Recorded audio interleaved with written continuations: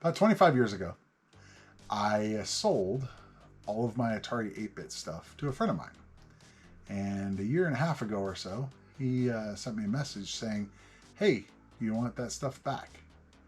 And I was really surprised that he actually still had it. Been a long time. And he said, yeah, he still has it, and he wanted to know if I wanted it back. And I asked him, well, how much do you want for it? And he said nothing. He didn't want anything for it. He just wanted me to come pick it up. Now, the rub is that he was in California and I live in Colorado. So getting over there, kind of a pain. Shipping it would have been a major pain. And so we decided to take a road trip, partially to pick this stuff up, partially to visit with friends and family. We just got back a couple days ago, and I wanted to show off the spoils from that. Show you what I had 25 years ago. I got my first computer when I was 9 years old, and that was in 1984, and it's in this collection. So let's start it off. Okay, so all this stuff was part of this thing. So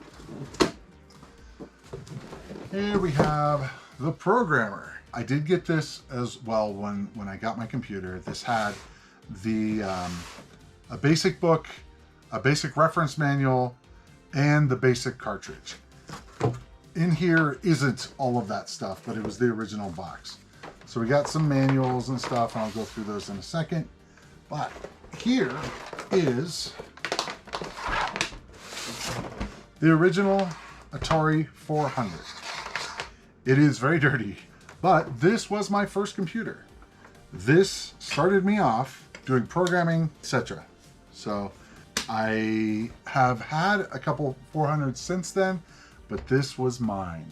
I'm actually really looking forward to firing this up and actually seeing how much memory is in this. I believe it has 48K because my cousin, who was one of the reasons why I got this machine, because he was really big into Atari and introduced me to Atari, he helped me by installing a memory module into this. So I'm actually really curious to see if this is the upgraded version. I'm like 99.9% sure, but it would be very nice to make sure. So we have other stuff in here. So just some books in here. Some of this is more interesting than others. A map from Russian River communities, hacker book for your Atari computer, very important subroutines in machine language. Now, what's interesting is I had some of these books. I don't think I had them at the time that would have been very useful for me. So having, not having an assembler and not knowing how to use machine language stuff, it kind of would have been lost on me, unfortunately. A manual for a parallel printer interface, quick reference card for Atari Writer, the manual for the Atari 130XE with my name that I believe a friend of the family wrote on because he borrowed the book, and that actually goes with the other box. Local business, pad of paper, a character generator, and I don't remember this, but it was actually from a Datasoft character generator, little quick reference card, basic cartridge, Letter Perfect. This was a printed out manual for a word processor. This has no value. Music Painter. So this was one of the only pieces of software that I actually purchased with my own money. It actually, I believe, has the manual in it as well. Yes, it has the manual in it, and I believe, have the floppy drive or the floppy disk for it elsewhere. Movie Maker. So this was a software package used to make really cool animations. And I really, really loved messing with this thing. I never really got good with it, but very cool program. Let's see, a Datasoft cover. I believe it was for that character generator thing. I don't remember this. It could have been mixed up with some of my friend's other stuff. Don't know. Jingle Disc. This little piece of software is something that has a lot of memories for me. I got it one year as a Christmas present from my cousin, the aforementioned one. And it has a little, basically, it has a movie maker animation on it, as well as a greeting card maker. I'm very interested in checking that one out again. ATARI 410 program recorder owner's guide, 1027 letter quality printer guide, and master memory map for the 400-800 computers. I'd really like to repair this box. I mean, it's seen better days, of course. But yeah, one of the things that bothers me is all the damage to the box. I know it's not that big a deal, but it'd be really nice to actually try to repair it. If you guys happen to know a good way to repair these kind of boxes, definitely leave a comment below. I'd really appreciate it. For now, I'm just gonna try to put it back in a way that doesn't damage it any further. This is also what I got with that 400. This is a ATARI 410 program recorder. Now the box is pretty trashed. I'm gonna try to remove this from the box and not destroy it any further. And I'm not sure I'm gonna be able to. Let's see, maybe use some gravity here. Again, this is the kind of stuff I'd really like to repair. I had tried repairing it before and used Scotch tape, which, as you guys know, Scotch tape would not be the best way to repair this. Packing tape would be better. So let's see what we got in here. So this should be a 410. Okay. All right. So we have ATARI 410 program recorder. Now it looks dirty, but it's not gotten, I mean, it's a little bit of yellowing going on here, but it's actually not too bad. So yeah, so it's, you know, just a built-in power, built-in interface. Now the manual goes with this. This inner box actually isn't too bad. It's a bit crushed on the side. That's one of those things that I think if I can flatten it out and redo it, or rebuild it sort of, I'm hoping that I can fix that up. It's a pretty sad box, unfortunately. That was what I got the first year. I got the ATARI 400, the programmer, that box of just had basic programming. I also got a couple games. One of them was Jumpman Jr. Actually, it might have been the older one. Jumpman Jr. And I also got the tape drive. The next year or the year after, I don't remember, I got the 130XE.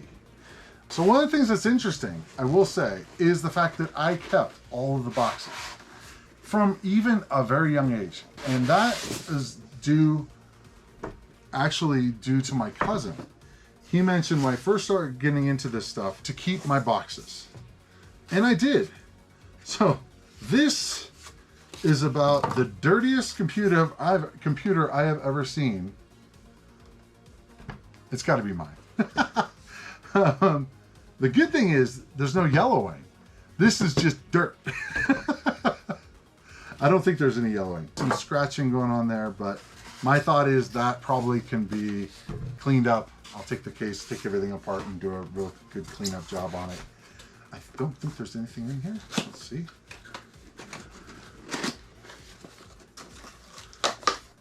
Okay, an SIO cable. Okay. Interesting. Power supply, I think I have it somewhere else. In another box. That is nasty looking. Wow. That's some really old dirt there. Along with the 130XE,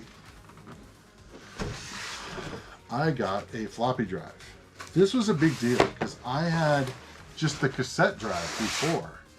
And if you've ever loaded anything off of cassettes, you would know it's horrible. So having this was huge. One of the things I also noticed kind of interesting. So if you look right here, there's some wrapping paper from when I unwrapped it. That makes me happy. So let's see what we got. Oh, wow.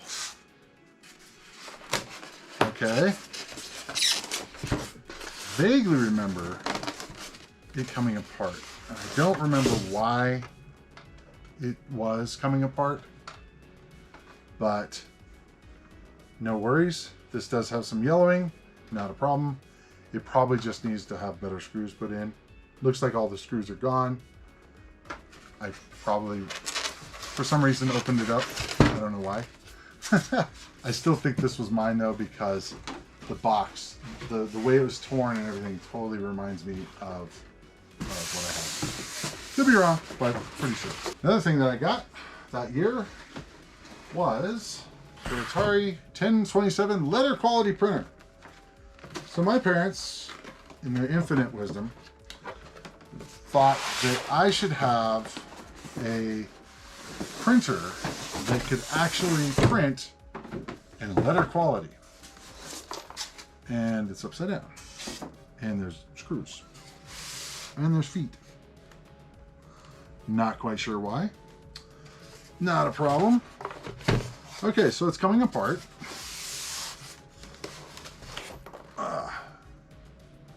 Wow. Okay. So I remember this just was floating. It's been forever since I've seen this. Wow, that's actually from the print head. You can see letters and stuff off of there. Wow. Okay. So the thing is, the way this worked is, instead of having it be a dot matrix printer, it basically worked like a typewriter, in that you loaded paper in like you would a typewriter, and then it printed it out with a print head, very much like a typewriter. So I had a collection of floppy disks, and this was, at least some of my collection. Some of these are blanks. Some of these actually have some code that I wrote. So I'm very interested to see some of that code. One of the things that I'd like to do is some videos on, firing some of these things up. Some of the stuff I don't really care about, like ATARI Writer. I have the cartridge, that kind of stuff. And some of these other things, Music Painter was that software that I showed you earlier. I actually wrote some songs on there. Probably not originals, but the idea is I actually have some data that I actually made. I'm really interested to look through these and see if there's anything on them. I have more discs over here. What's interesting to me is looking through these and seeing my own handwriting from 25 years ago, or actually in this case, more like 35 years ago. Here's something kind of cool, is seeing some of these older discs that actually are colored, which was kind of neat. Most of the time you see them and they're black, but I really like these Fujis, they were colored. And then some of these, a lot of these are copied games, fine. Some of it, I actually don't remember some of the games, so I'm really curious to go through some of them. These look like mostly games. Games, disc 1, I'm not sure what's on that. So a bunch of stuff in here, mostly just copied games. I'm more interested in the stuff that is not obvious what it is. The games disc 1 or stuff like that, where it's like, oh, what's on that? So there's a bunch of discs in there. I do want to fire those up and check them out. So there's some floppies. Now, this was given to me by my friend that had this stuff. I never had a 1010 drive. This has obviously been yellowed. And of course, tape drives are one of those, they go bad. So I am looking at possibly retrowriting this, as well as, maybe trying to fix some of the chrome on here. If you have any ideas on that, definitely let me know. The chrome, it's probably a lost cause, but I don't know. A wonderful switch box, vintage, switch box. We don't use these anymore when you're trying to do RF stuff. I believe this is the power supply for the 130XE. It's beefy. And yeah. A guide to programming in AppleSoft. Apple. Yeah, we don't need this. I did have an Apple at one point, so this got mixed in. Whatever. This is an 850 interface. So this was to be able to hook up different serial connections and parallel, and be able to hook it up to ATARI, which you didn't have that ability natively. So this is kind of cool. You actually have 4 serial ports. That's actually a lot. This I did not have. This was also a gift or whatever, basically from my friend. Another the ATARI 1050 manual, same, has my name on it. This one I think got water damage, unfortunately. ATARI Writer in a pretty sad box. I'd like to try to repair this. It's going to be a tall order, but I used ATARI Writer a lot. And in fact, I'm hoping that there's some of my, oh, that'd be so cool. I'm hoping that there's some of my Atari Writer files in the stuff. This, I believe, is an Atari ST floppy cable. Not sure why it's in here. It just got mixed in with my the 8-bit stuff. So, no big deal. Atari 8-bit power supply. A parallel printer interface. So as I was saying, the 8-bits, they can't do native parallel or serial. So that's why you needed a box like this or the 850, but the 850 was really expensive. And they didn't have a modern equivalent of it, unfortunately. So typically if you wanted to use a modem, or actually in this case, a printer, you got one of these guys. And so it did the SIO connection to a Centronics parallel connection. More power supplies. Power supplies are always a good thing. Oh, wow. I remember this. I remember, because these guys pop a lot of times, a fuse would pop inside. So modifying this to have an external fuse is what we did to make that work, me and my cousin. Not ideal, but it works. I don't even know if these power supplies are going to work these days, to be honest. So this is one without being hacked. And then, let's see, a RF cable. So to be able to hook it up to the switch box, or just to an RF connection. Box of floppies. I believe these are all blanks, or blank-ish. IBM data disk. Oh, wow. That's funny. This was a friend of mine's, and I'm going to have to reach out to him because it has his name on it. That's hilarious. So these were data disks. I'm not exactly sure why I have them. I guess they were probably from the school, but I'm actually very interested. If it does have any of his old programs or whatever on it, I'll be reaching out. That's funny. Okay. So these are actually my originals here. So we have Spider-Man, Fantastic Four, and the Hulk. These were the Quest Probe games. They were like a text adventure with some graphics on it. They were pretty good. Nothing crazy, but they were decent games. I played them a little bit. Jingle Disc. This was that game that I was talking about, or not game, but that program I was talking about, to be able to, make greeting cards, and it has the thing where it has the movie on it. Superman, this is actually, I think, part of the other series, but I'm not 100% sure. Movie Maker, these are the discs for that one I was telling you about. Music Painter, and the character generator, that was this, I think the label came off for the character generator. So it has the Datasoft, thing there. So this was an original. I think the same thing went to this DOS 2.5 master disk. So these were my originals. Actually, I think they were originals. Not copies of stuff. Pretty small selection of them. So this is a little different in that these were for a different computer, not Atari, that my parents bought. So this is kind of cool. Space War. The system was called a Victor 9000. In the UK, I think it was a Sirius. It's a CPM-based machine. So it's very different than the PC. You can run some of the stuff. So it has CPM 86, but I actually have the original discs for some of this stuff. I'm not sure if they're worth anything, but I have no use for them. That was one of the machines that got junked a long time ago.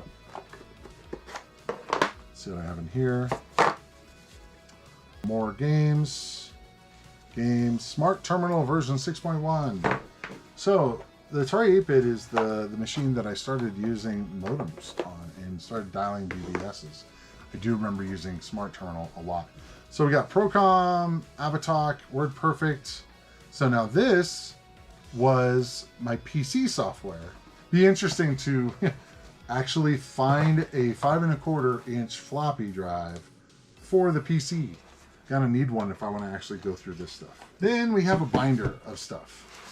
So I believe this is the manual. Yeah, sure. This has all of course it has the print from the printout here that is transferred. I believe that this was the manual for my modem. Haven't messed with that. So here's some notes.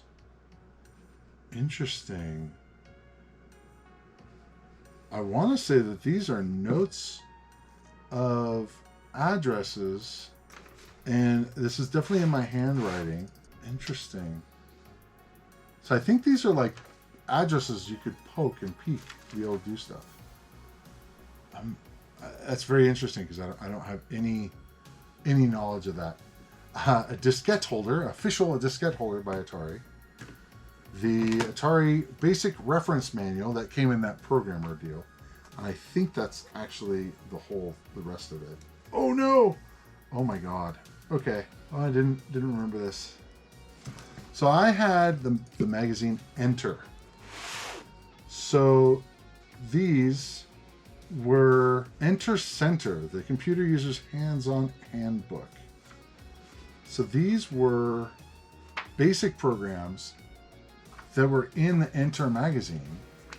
And I don't know if I punched them or if they came punched, but I saved them. And this makes me very, very happy. I will definitely go through those on a stream in the future. That makes me very happy. Okay. This I did not have when I was a kid. I had all the parts, I just didn't have this particular pack. So this is the Atari Writer System, our Atari All-in-One pack. So they had a thing about packaging things so that people could easily get started, okay? So I think that this is new, or really close to being new. So we've got manuals here. Yeah, this stuff feels very new. Atari Writer, Atari Basic Reference Guide, interesting. Atari 600 XL Home Computer User's Guide, Owner's Guide. 1027 letter quality printer. Okay, so I'm gonna go no of being new, because we're missing some stuff here. That's okay. So we have a 600 XL that's been yellowed quite a bit. This is so teeny how small it is compared to the other ones. Atari Writer cartridge that looks really good. It's got a little blip there, but as I said, I used the hell out of this thing. Not that particular one, but a different one. A mint switch box. That's kind of cool.